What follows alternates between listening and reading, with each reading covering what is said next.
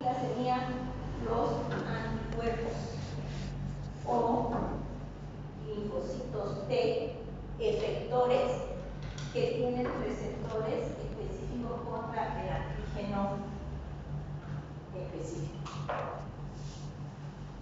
Los PANS,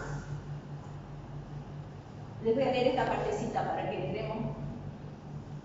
Mediante señales, la inmunidad innata tiene receptores para estructuras comunes. Estas estructuras comunes son los PANS. Estos receptores, ¿cuáles son? Los que vamos a estudiar ahorita, ¿ya?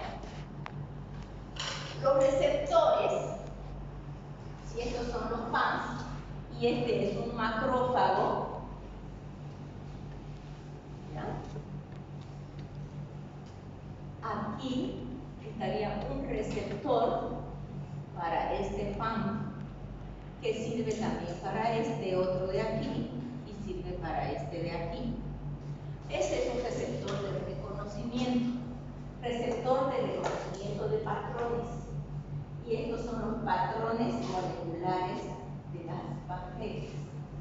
Entonces, en la superficie de estas células, monocitos, macrófagos y células nedríticas, estarían los receptores que van a reconocer a estos PANs. Entre los receptores que se conocen tenemos receptores de detritus celulares. ¿Qué es detritus? Son restos mortales de las células propias que han muerto dentro nuestro. Nuestras células no son inmortales, viven horas y se mueren. ¿Y se han preguntado una vez qué se hace en las células que se murieron? ¿Saben o nunca se preguntaron? Se fagocitan. Viene el macrófago y fagocita las células muertas nuestras, el detritus, se llama detritus a la basura, dentro del intersticio. Entonces, este macrófago tiene aquí un receptor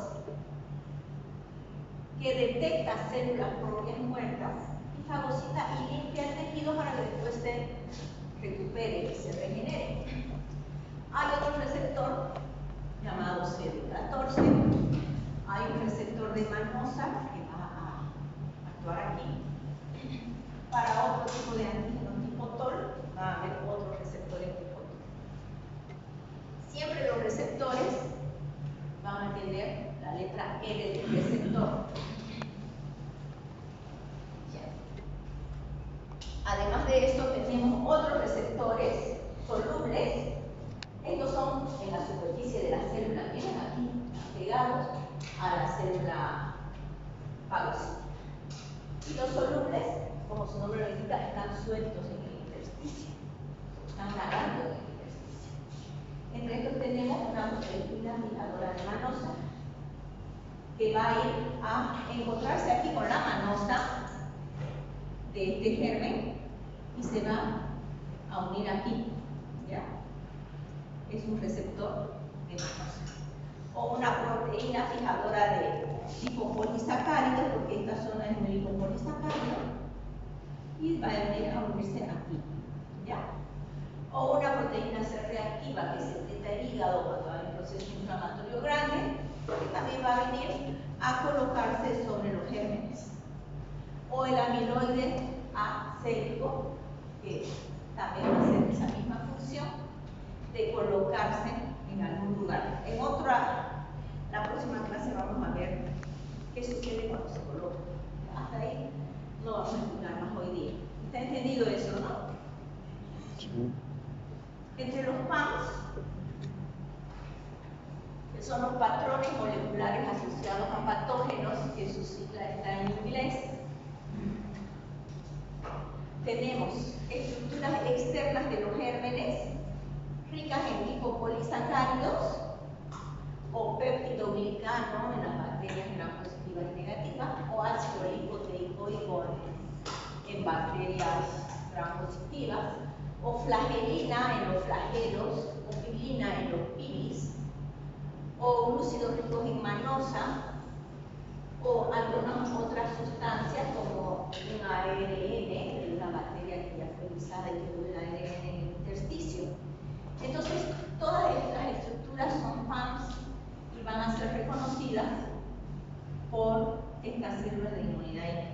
significa que van a unirse al PAMS para eliminar al germen.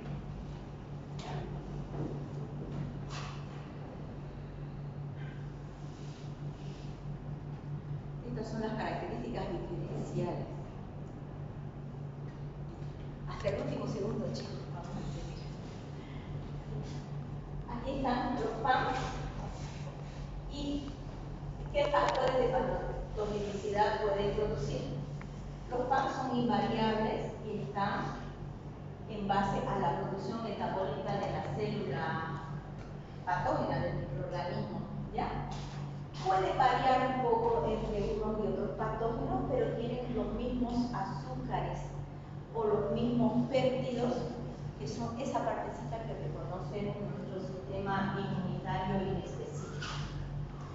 Van evolucionando porque tienen diferentes funciones biológicas. En realidad, estas sustancias no es que en este germen, voy a borrar a este, voy a estar aquí encima del otro. No es que en este germen sea tan sonso que diga, voy a producir un lipopolisacárido para que cuando yo ingrese a este humano me mate rapidito. ¿Ustedes creen que dice eso? No. Él va a producir este lipopolisacárido porque lo necesita para alguna función, como para atraer a lo mejor un nucleótido y absorberlo. Pero lamentablemente, él no sabía, no sabía que cuando ingrese a nuestro cuerpo, este macrófago va a reconocer ese lipopolisacárido como ajeno y va a fagocitarlo. ¿Ya? Entonces, todas las estructuras PAMS no son desarrolladas por los gérmenes para ser presa fácil de un macrófago, sino porque tienen una función estudiada en la biología. Y tienen diferentes funciones entonces fisiológicas, no son exclusivos solo de patógenos, hay saprófitos que también tienen PAMS, porque todas las células de microorganismos tienen PAMS, y son los blancos de reconocimiento inmune porque estas células van a detectarlos. Los factores de patogenicidad son diferentes a los PAMS porque ellos van a hacer que nuestro sistema, que nuestro organismo enferme por ese factor de patogenicidad. ¿Ya? Pero puede ser que algún PAMS también sea un factor de patogenicidad, por eso está aquí. Los factores de patogenicidad ya sabemos que pueden ser las toxinas. Evolucionan para adaptarse al huésped, son exclusivos de patógenos, en cambio estos son de todos. Y estos receptores de PAMS, que son estos, no van a reconocer a estos factores de patogenicidad, porque estos factores de patogenicidad pueden ser secretados como una hialuronidasa, digamos, ¿no? O una catalasa, o una coagulasa.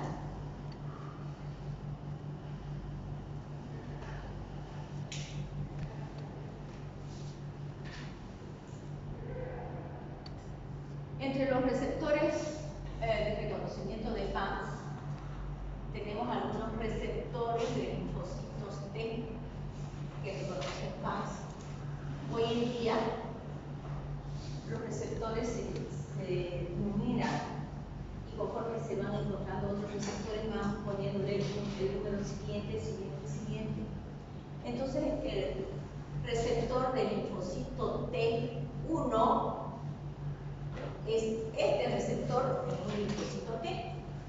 ¿No ven? Este receptor, si es el receptor del linfocito T, el receptor 1, va a reconocer bacterias gram positivas porque reconoce lipopéptidos de gram positivos. El receptor 2 reconoce lipopéptidos o lipoproteínas también de gram positivos, pero es otro receptor.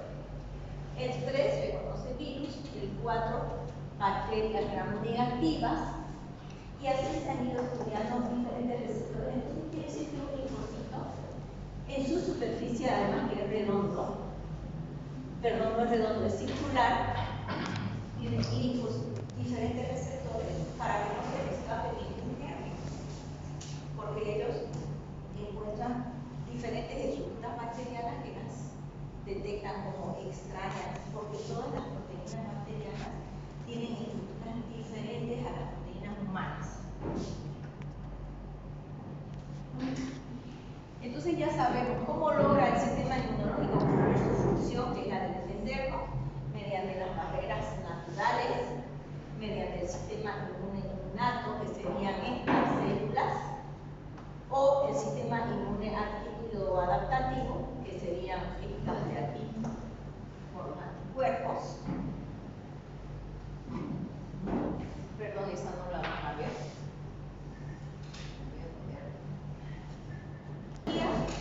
Es la ciencia que estudia todos los mecanismos fisiológicos, inespecíficos o específicos, que intervienen para defender al organismo frente a agresiones internas y externas, ya sabemos bien. ¿Qué es la inmunidad? Es el estado de resistencia de un individuo a enfermarse por enfermedades infecciosas.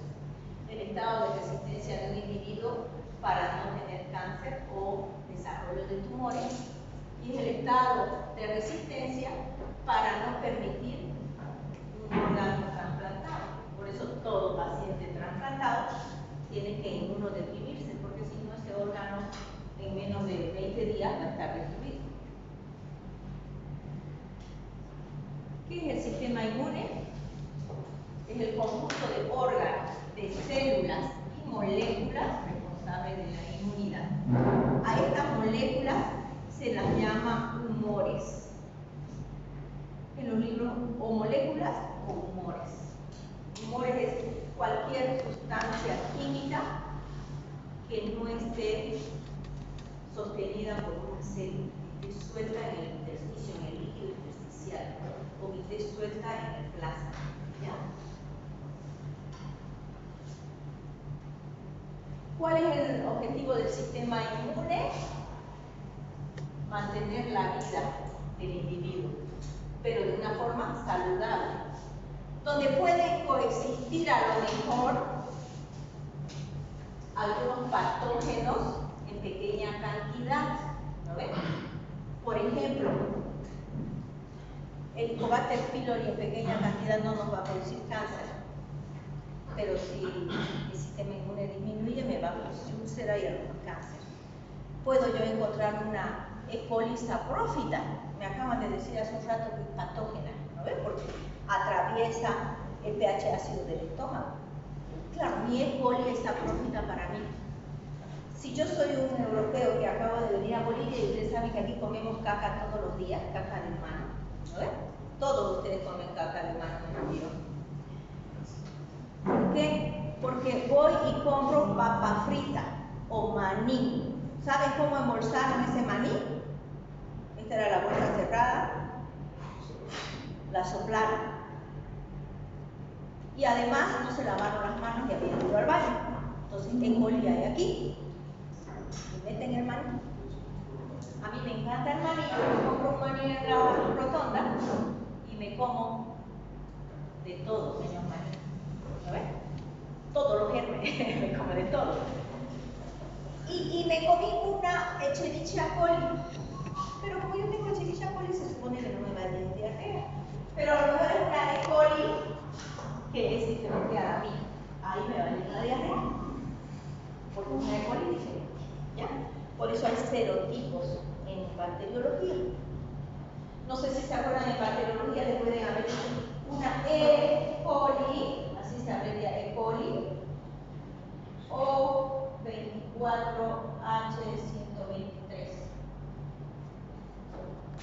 Esto es como decir, a ver, ¿quiénes son María? ¿Alguien como mujer? ¿Alguna de ustedes se llama María? ¿No? Gabriel, ¿dónde está mi otro Gabriel? No vino. Gabriel, hay dos Gabrieles. Si yo digo Gabriel, Gabriel, ¿por qué llegó tarde? ¿A qué Gabriel me estoy refiriendo? Tendría que decir, ¿cuál es tu apellido, Gabriel? Madrid. Madrid. Robledo. ¿Ah? Robledo. Gabriel Robledo, ¿por qué llegó tarde? A ver, perdonando el ejemplo, Gabriel. Me estoy refiriendo a este Gabriel y no a ese. Entonces, esta E. coli es diferente a otra E. coli O24H53. Eso seguramente se deben acordar, lo estudiaron en cartel. ¿Ya? Entonces, esto es como darle el apellido. E. coli hay un montón. Para no dar el apellido tan así, nosotros decimos, es una E. coli enteroinvasiva, enterohemorrágica, ¿qué más? Toxigénica, y no sé qué más, son 5, ¿no ven? Es para darle el nombre que no es tan general como es tan específico, sino como general, ¿ya? Entonces pueden haber agentes patógenos que coexistan con nosotros, pero estos patógenos apenas nuestro sistema inmune se disminuye, se aprovechan y se vuelven patógenos. Por eso es que algunos apósitos de intestino son estos apósitos que resultan ser controlados por nuestro sistema inmune. Por eso hay que tener cándida en el intestino normal, una cruz de cándida, nadie le va a hacer un tratamiento para cándida. El parásito Etoamoeba coli, una cruz en el intestino normal. Pero si ya estamos con 3 cruces, tengo que hacerle el tratamiento. No, ese me enseñó mi profesor que era normal que el paciente con una E. coli también decimos que es una Etoamoeba coli de 3 cruces. No, hay que buscar por qué está proliferando tanto en ese intestino. Algo tiene mal, voy a tener que hacerle un HIV a ese paciente. Porque seguramente su sistema inmune no está funcionando bien. ¿Ya? Bien. ¿Cuál es la función de nuestro sistema inmune? Reconocer lo propio y lo ajeno, destruir lo no propio o lo ajeno, eliminar. Y además, recordar al enemigo para que la siguiente vez que entre tengamos una inmunidad adquirida que funcione inmediatamente. Ajá, me están silbando. ¿Quién me silba? Espérenme. Última diapositiva. No. Última diapositiva. Entonces, sustancias químicas, tumores, daño de tejido y quemaduras son señales extrañas para nuestro sistema inmune, así como microorganismos. De todo esto nos defiende el sistema inmunológico. ¿Ya? Y la última diapositiva ya ustedes la leen. Perfecto, nos vamos. Hasta luego. Pueden irse. Para inflamación aguda.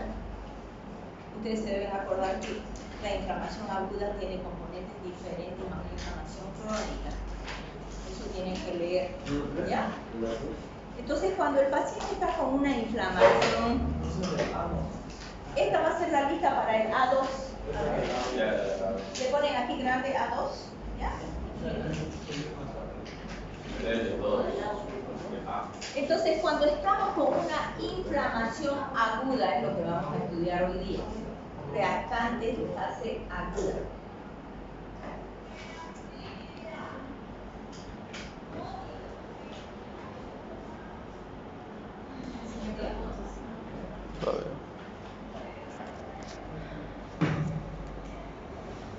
Entonces, estamos hablando de inflamación aguda. Obviamente una inflamación yo la puedo ver, ustedes la pueden ver, porque está inflamada la piel, pero a veces las inflamaciones son internas, no las podemos ver. Entonces necesitamos reacciones de laboratorio que se van a llamar reactantes de fase aguda, que nos van a permitir saber cómo está el organismo frente a un proceso inflamatorio. Dos reactantes vamos a ver hoy día de fase aguda. La proteína C reactiva, que se abrevia PCR. Pero este PCR no es el PCR de cuando yo quiero hacerme un COVID, mejor me hago un COVID por PCR, ¿no ves? Esa es una reacción en cadena de polimerasa, pero tiene las mismas siglas. Por lo tanto, las siglas no significan nada, tenemos que saber qué nos dice la sigla. El contexto en el que estamos nos permite establecer esto estoy hablando de una proteína C reactiva o estoy hablando de un PCR. Vale, disculpa, pero sigue chévere. Sí. Entonces, en la solicitud médica, si ustedes ponen solo PCR, les vamos a hacer la prueba de proteína C reactiva. Pero si ustedes ponen PCR-dengue, le vamos a hacer la prueba de reacción en cadena de polimerasa para dengue, ¿ya? Porque esta es la sigla de la proteína secretada por el hígado llamada proteína C reactiva. Y la otra es un método de laboratorio. Un método de laboratorio que se llamaría reacción en cadena de polimerasa. ¿Ya? Como estamos hablando de reactantes de fase aguda, vamos a referir a la proteína C reactiva. La proteína C reactiva es secretada por el hígado. El hígado normalmente no produce proteína C reactiva. Entonces, en un paciente que no tiene ningún proceso inflamatorio, la proteína C reactiva va a ser negativa. No se detecta. Es decir, valores inferiores a 10 miligramos por litro. Aunque los valores normales, hoy en día reales, son de 1 miligramo por litro. Para decir que no tengo ninguna inflamación, entre 1 y 10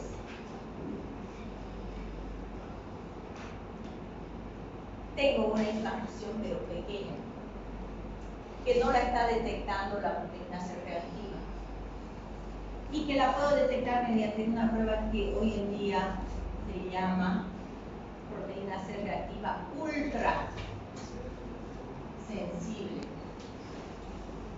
porque la detecta. El paciente está con una inflamación pequeñísima que la proteína C reactiva no la detecta. Pero que si yo le pido a mi paciente un PCR ultrasensible, va a estar positiva con estos valores inferiores. Ambas son reactantes de fase aguda. Hoy día vamos a hablar solamente de la proteína C reactiva y no de la ultrasensible. ¿Ya? En Teams les voy a mandar 3 documentos para que vean un poco sobre proteína C reactiva. Son 3 publicaciones y en una de ellas van a leer de la ultrasensible para que se den cuenta de la importancia de la PCR. Esta proteína la secreta el hígado. Cuando al hígado le avisan que hay un agente infeccioso. Es decir, que ingresa el agente infeccioso, esta bacteria ingresa, vamos a suponer que esta sea la piel, quizás ingresó por piel. Y aquí el macrófago fagocita a esta bacteria, porque aquí ella tenía un PAMS y este tenía su receptor para PAMS, la fagocita, y apenas la fagocita ella tiene que avisar al organismo entero de que nos ha invadido esa bacteria. ¿Cómo avisa? Avisa secretando unas sustancias al intersticio, y del intersticio saldrá por sangre y por linfa, llegará a todos los órganos, y esa sustancia se llama interleuquina 1. Las interleuquinas también tienen el número 1, 2, 3, 4 de acuerdo a el descubrimiento.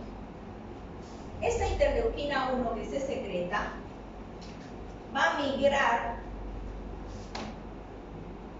al hígado y le avisa al hepatocito: nos están invadiendo, necesitamos ayuda. Y este hepatocito va a producir proteína C reactiva. Miren qué interesante. Entonces el hígado no va a producir porque le da la gana, es porque hay una necesidad. Esa proteína C reactiva, que la vimos en la penúltima diapositiva, va a ir al lugar del problema para unirse a otros. Ya esta bacteria está acá adentro, lógico. Estamos invadidos aquí. Para unirse aquí y tratar de ayudar a las células fagocíticas en el control de las bacterias que han ingresado. Por lo tanto, es un reactante de fase aguda, porque estamos en un proceso agudo infeccioso. Es de inmunidad inespecífica, porque ataca a cualquier germen. Indica laboratorialmente la presencia de una inflamación aguda, pero no indica la causa de la inflamación, porque es inespecífica. Esa inflamación, vamos a dar otro ejemplo, otro paciente, se le incrustó una, barriendo con esas escobas de madera, se le incrustó una astilla. Es una inflamación, es un proceso inflamatorio. Me tuve que tener una astilla, sacámela porque ya no soporto, yo no 3 horas con dolor, porque hay el proceso inflamatorio que tiene dolor. Igual va a producirse lo mismo y también se va a producir PCR. Por lo tanto, no me indica la causa, si es bacteriana o no bacteriana. Si me acaban de abrir la panza, no era bacteriano, no era una cesárea. Es un proceso inflamatorio porque me han abierto la piel y no era infeccioso, ¿me dan cuenta? Entonces no me indica la causa ni el lugar. Por lo tanto, si yo tengo este resultado, viene mi paciente, me encuentra en el pasillo o en la calle, doctora, ¿cómo está? Mire, entré en mi PCR, dice 50. Sin inespecífico, yo le voy a tener que decir, señora, desvístase y échese la cera que ahorita la revisa. ¿No ven? Porque ¿cómo voy a saber qué tiene? Que tiene un PCR elevado, lo tiene, pero ¿dónde?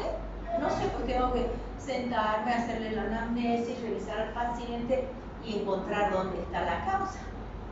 Por lo tanto, un PCR positivo no me da diagnóstico.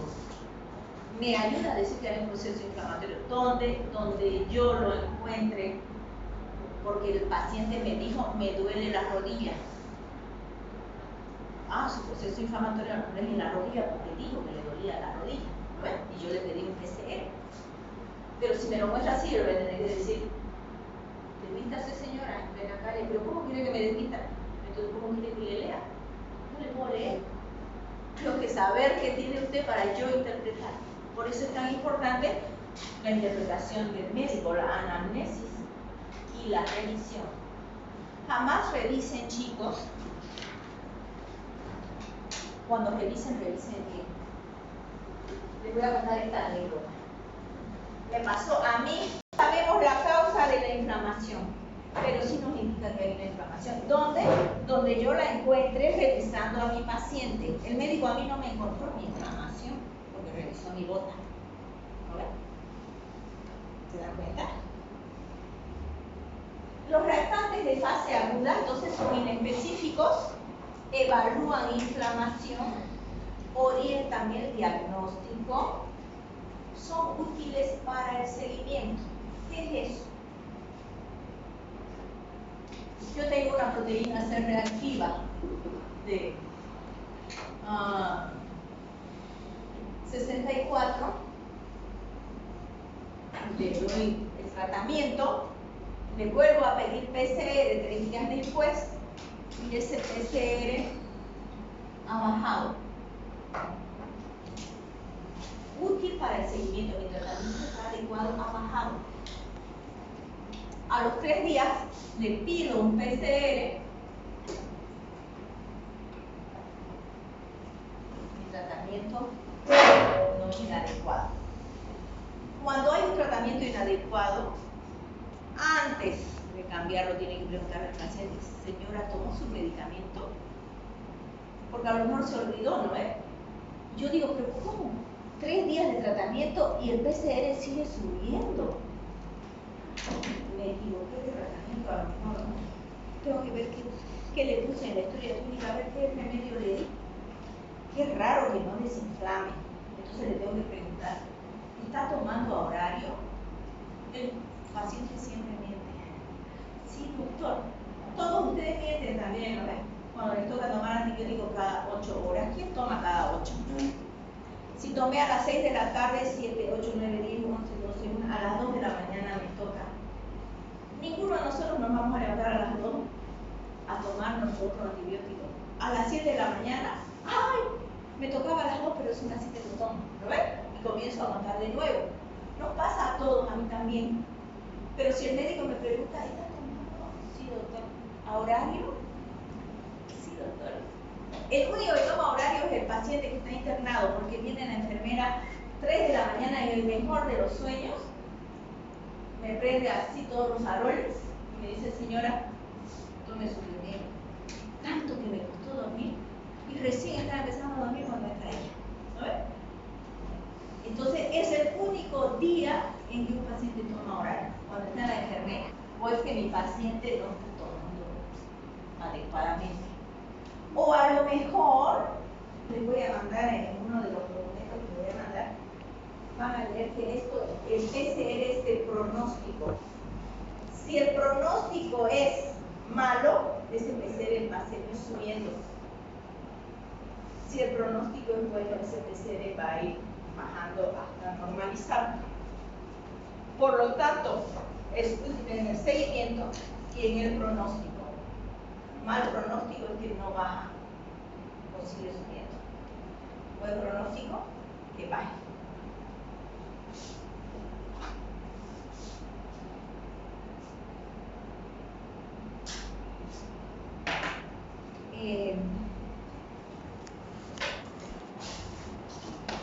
Tengo que darles un poco de laboratorio para que podamos entender.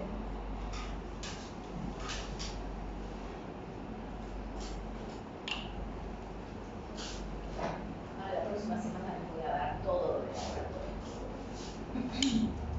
La inmunología se divide así. La inmunología general, que es la que vamos a estudiar en la primera fase antes del primer parcial y parte del segundo antes del segundo parcial. Esa la estudian todos los médicos, todos los veterinarios, porque todo animal de sangre caliente tiene la misma inmunología. ¿Ya?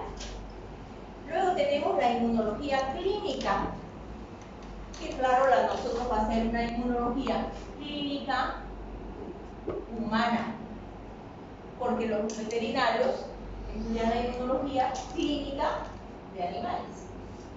Y luego tenemos la inmunotecnología, en la que se estudian reacciones de laboratorio en las que se utiliza antígenos y anticuerpos niña para poder establecer diagnóstico laboratorial.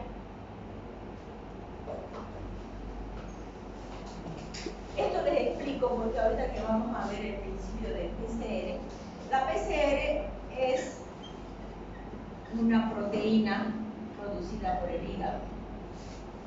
¿Cómo la podemos detectar si las proteínas no se pueden ver ni al microscopio?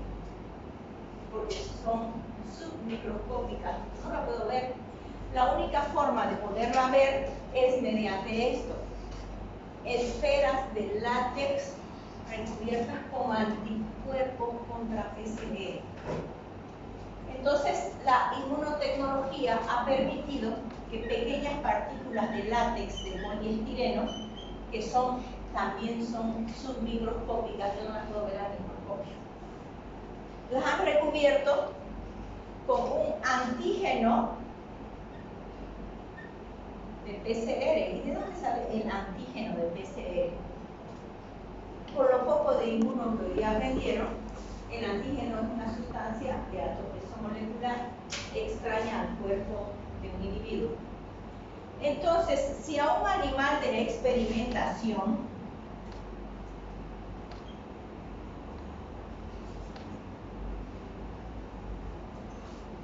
si a ese animal de experimentación le han colocado proteína C reactiva humana, le han colocado esta proteína humana, es completamente diferente a la proteína de este caballo. Ese es un caballo. ¿Ya? Por lo tanto, este caballo, al recibir una proteína extraña, va a producir anticuerpos. Los anticuerpos se dibujan así, como una Y. Anticuerpo anti-PCR humano. Este anti-PCR humano se extrae de la sangre del caballo y se lo coloca en estas partículas de látex. Entonces nuestro reactivo va a ser látex unido a los anticuerpos, estos anti-PCR. Vamos a dibujar mejor, así sería para que tenga la forma de anticuerpo. No sé si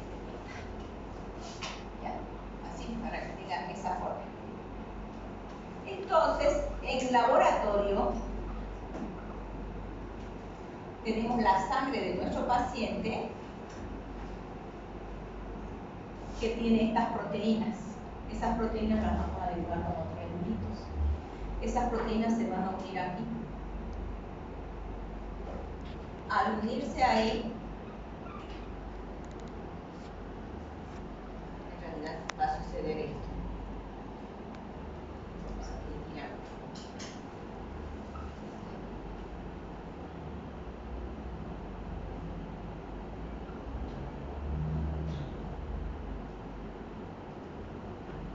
Va a suceder esto, una reacción donde van a aglutinar las partículas de látex unidas al anticuerpo con la PCR de la sangre de nuestro paciente. Y esta aglutinación nos indica que está presente la proteína C reactiva. Pero tenemos que cuantificar para que a ustedes les llegue 64 miligramos de litro.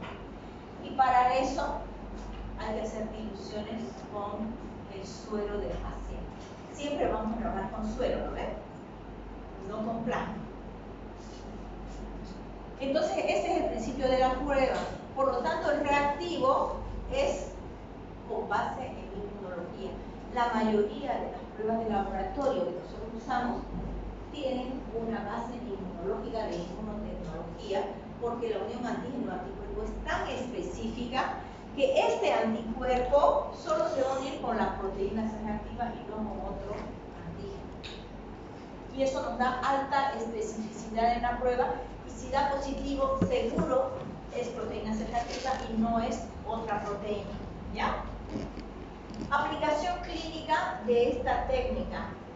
La comprobación de la presencia de antígenos de proteína C reactiva nos indica un proceso inflamatorio actual, agudo, inespecífico, que tengo que buscarlo, ¿ya?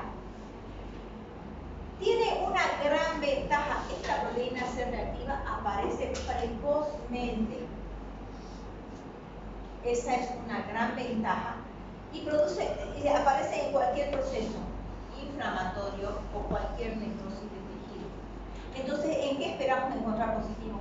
En una infección bacteriana, en una enfermedad reumática aguda, en un infarto agudo del miocardio, en enfermedades virales, en cirugías, post-cirugía. Por lo tanto, se la utiliza muchísimo. Siempre están pidiendo, todos los días, en un laboratorio se determina la proteína C reactiva. Diagnostica entonces todo lo que hemos dicho. Y también, además de eso, diagnostica traumatismo. Entonces, si mi paciente acaba de llegar de un choque entre dos autos y se golpeó, ya va a tener una PCR positiva. Su respuesta es rapidísima. Tenemos otra prueba que también es de proceso inflamatorio agudo. La velocidad de sedimentación globular. ¿Conocen la velocidad de sedimentación globular? La eritrosedimentación.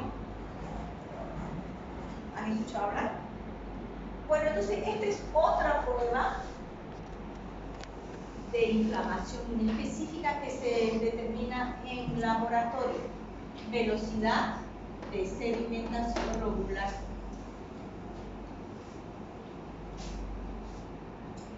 Pero fíjense, la PCR que estamos hablando ahorita aparece antes de que la velocidad de sedimentación globular se modifique. Por lo tanto, es mucho más frecuente la PCR. Además, la PCR desaparece antes que la BCG se normalice. Ahorita vamos a ver qué es la BCG. Pero tiene un problema. Si yo tengo proceso inflamatorio y he tomado ácido acetilsalicílico, la aspirina, me va a dar negativa porque estoy tomando un antiinflamatorio. ¿Y qué hace el antiinflamatorio? Enloquece al hígado. Este es el hígado. Por un lado, la interleuquina 1 le dice, oye, producime BCG. Y por otro lado, el ácido acetilsalicílico le dice, no, todo está bien, no produzcas BCG. Y el hígado está confundido. Produce un poco de PCR, pero no tanto, porque del otro lado dice, no produzcas. Y él dice, pero si me dicen que produzca, entonces voy a producir. Produce, pero no produce tanto porque esta otra le dice, no produzcas.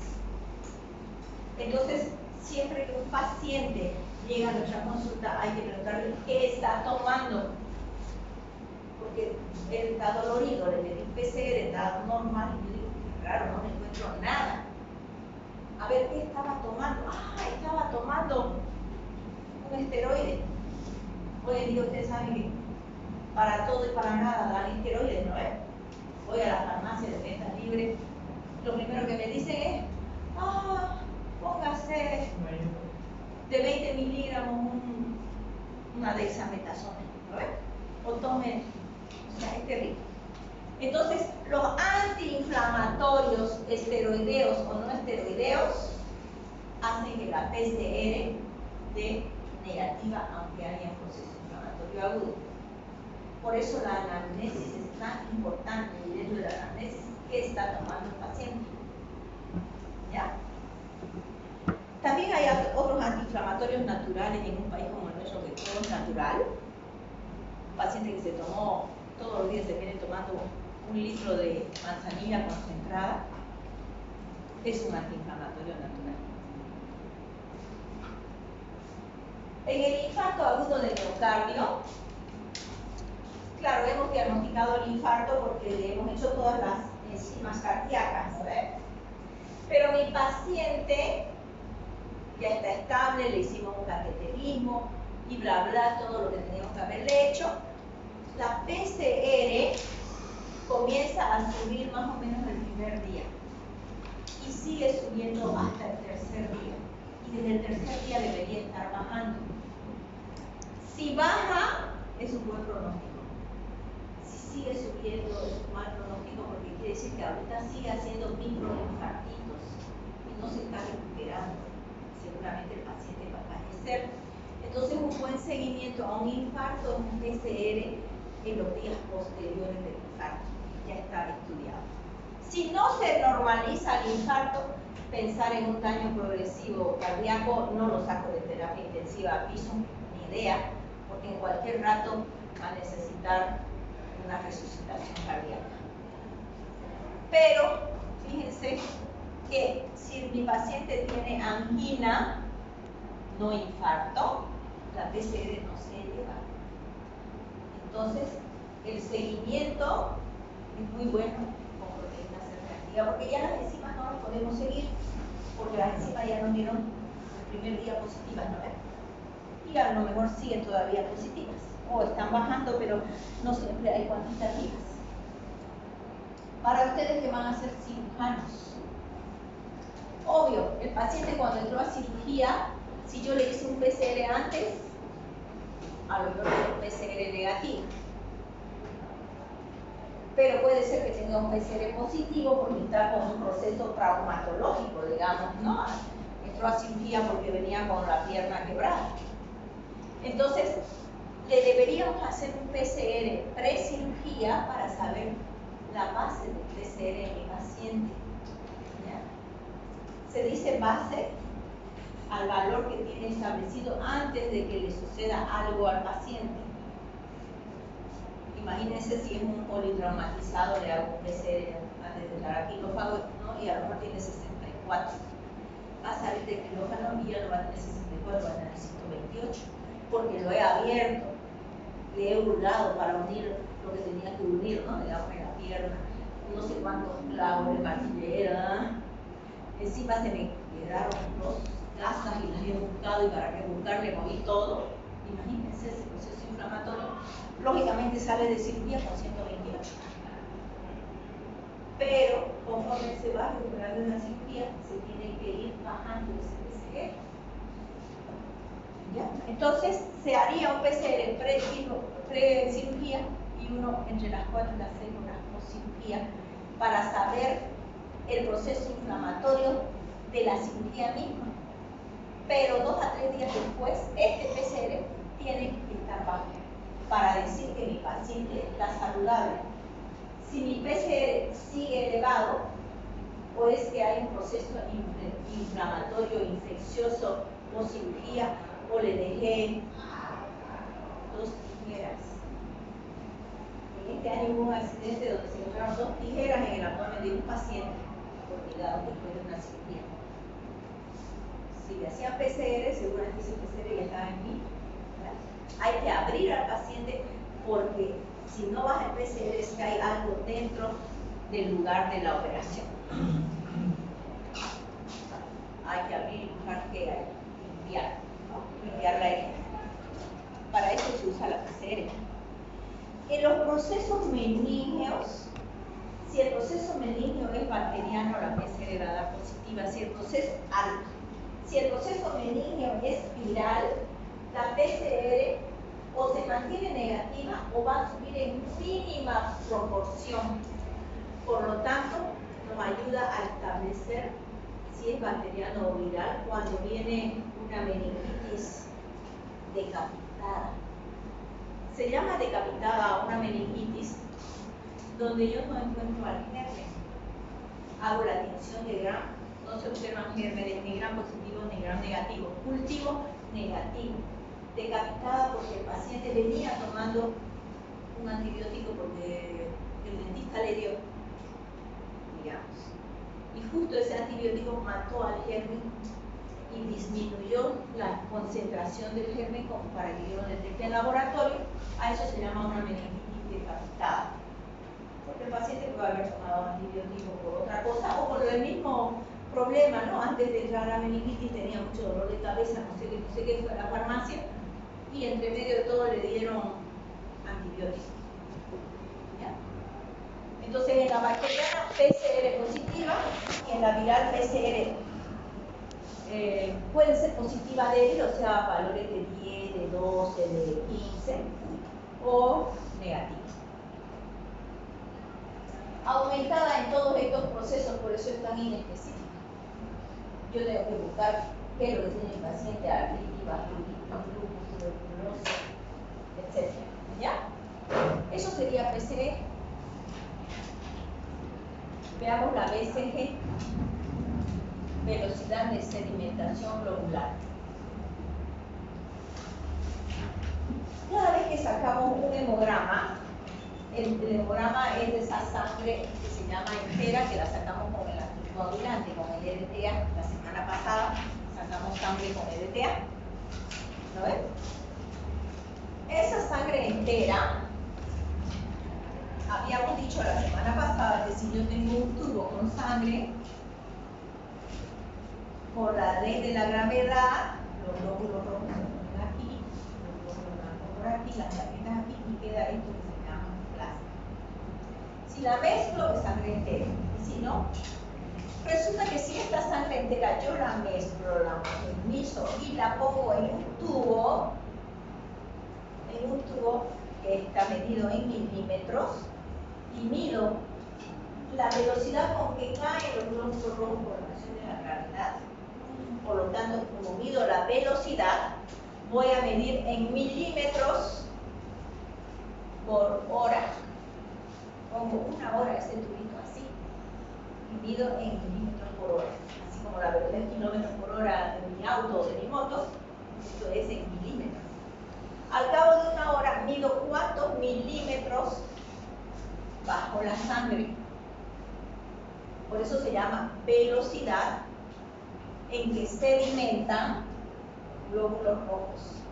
Esa sería la traducción de velocidad de sedimentación globular. Se abrevia así.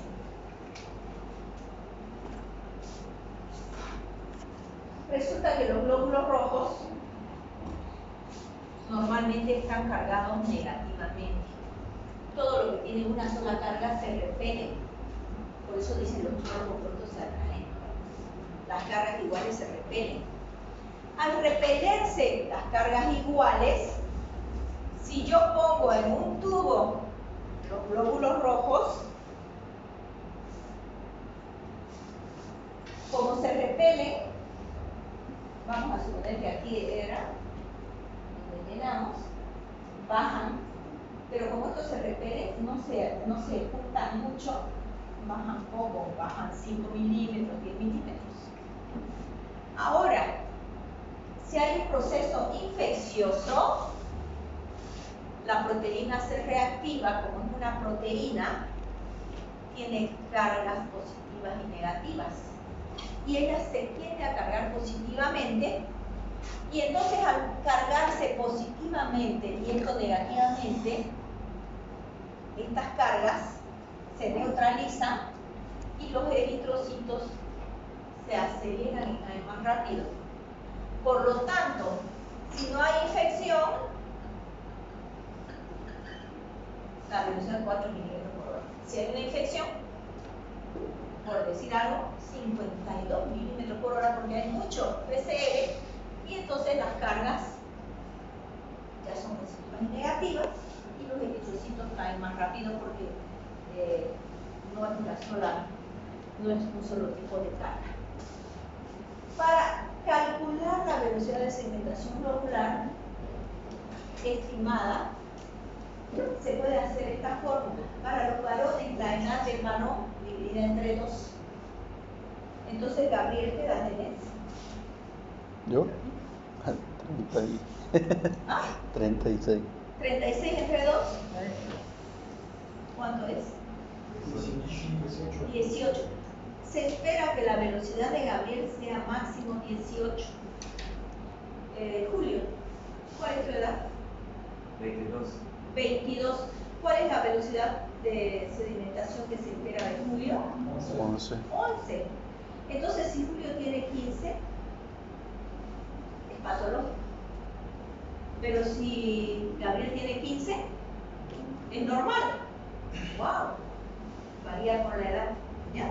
Entonces, los valores normales, si bien hay en libros valores normales, yo tengo 60. ¿Cuál es mi velocidad esperada? 30. Si fuera hombre, 30. Entonces, si yo tengo 29 de veces es normal, pero para Gabriel, 29 tiene un proceso inflamatorio. ¿A ver? Pero a mí no, es normal. Pero si fuera mujer, peor todavía. La mujer, su edad más 10 dividida entre 2. Entonces quiere decir que mi velocidad de sedimentación 60 más 10, 70 es de 35. Si tengo 32, estoy bien. Pero si tengo 40, tengo algún proceso inflamatorio por ahí, no sé dónde. Ustedes tendrán que buscar. ¿Ya? Es de fase aguda y el ácido acetilsalicílico no interfiere. ¡Wow! Eso parece ser mejor que la proteína C reactiva en un paciente que está tomando ácido acetilsalicílico.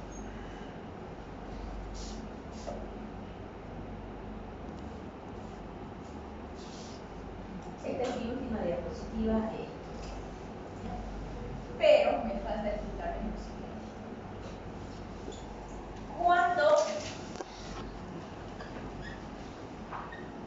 Voy a tener la luz porque ni veo yo eso.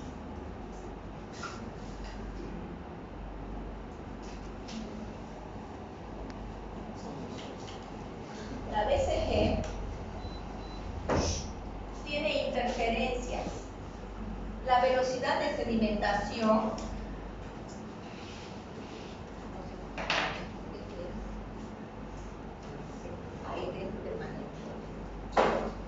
la sedimentación va a estar influida por la cantidad de glóbulos rojos que tenga el paciente. Si mi paciente está anémico, hay pocos glóbulos rojos, ¿no ven? Está anémico, 32 de hematocrito. Ya conocen lo que es el hematocrito, ¿no ven? ¿Sí? Entonces, para que yo pueda hablar, porque si no, no me van a entender. Si mi paciente está anémico, tiene 32 de hematocrito,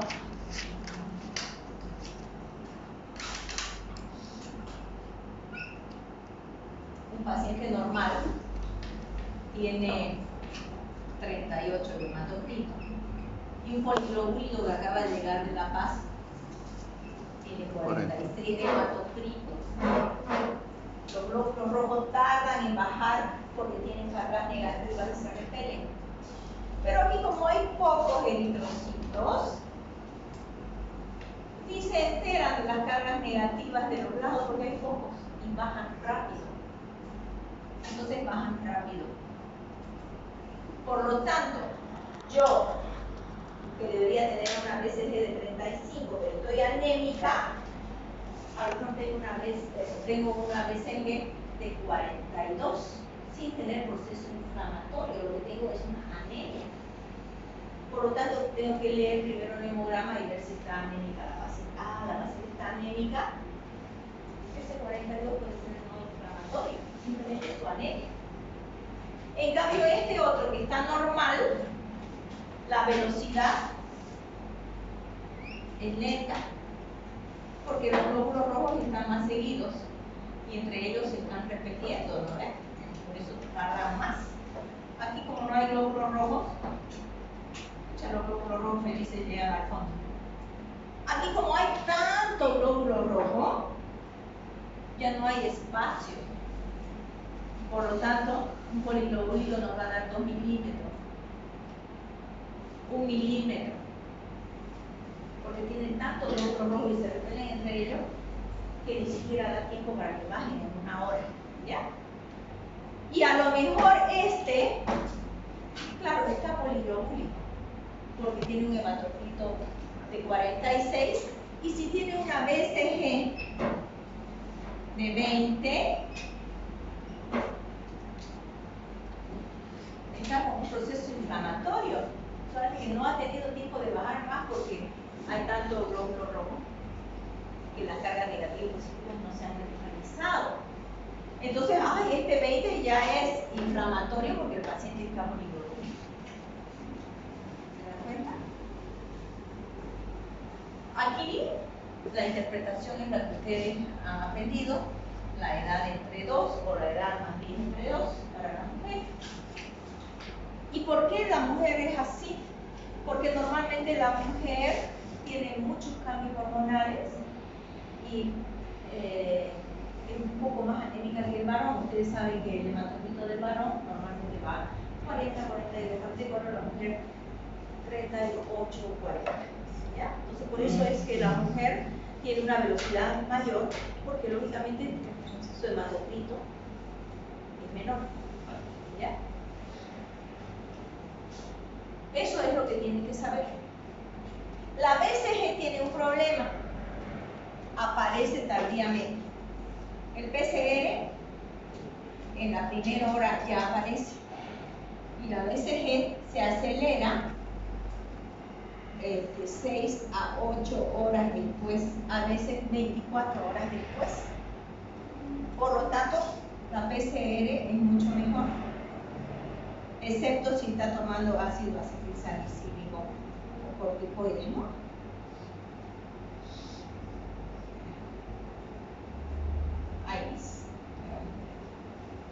Ese es su P, ¿ya? Es su P. Esta desaparece rápido. O sea que rápidamente yo puedo ver que mi paciente está recuperando. Esta demora 24, 48 horas más que esta. Esa es su relación. Por lo tanto, la BCG no es el mejor marcador para un seguimiento. El mejor marcador es este. Entre las dos, ustedes tienen que elegir este. ¿Bien? Porque aquí hay la influencia de la anemia también, o de la deshidratación. Espérenme un segundo. La BCG está influida además por la deshidratación. Si está deshidratado el paciente, ¿cómo va a estar la BCG?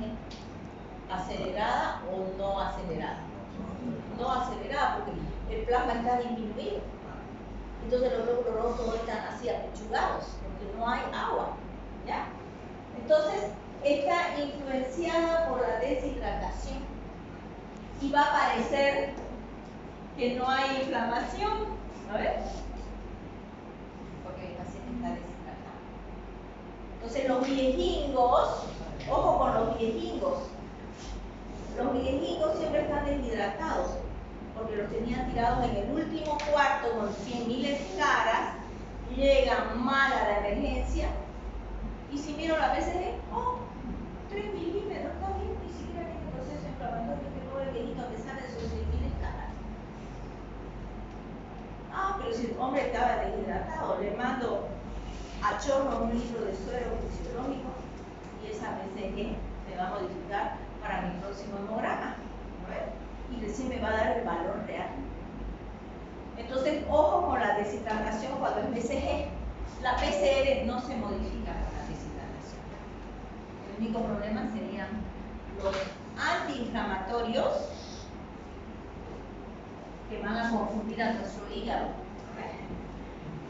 Y vamos a tener PCR disminuido. Bueno, eso sería la práctica de hoy. ¿Alguna pregunta?